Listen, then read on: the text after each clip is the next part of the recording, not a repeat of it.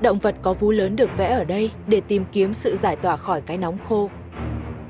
Nhưng họ không bao giờ được mất cảnh giác. Vì nguy hiểm khủng khiếp ẩn nấp bên dưới.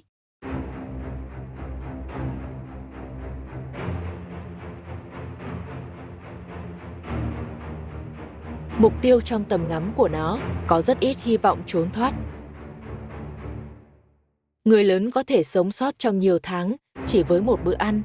Nhưng khi nguồn cung cấp nước cạn kiệt tập trung, nguồn thức ăn đã đến lúc tận dụng và hạ gục.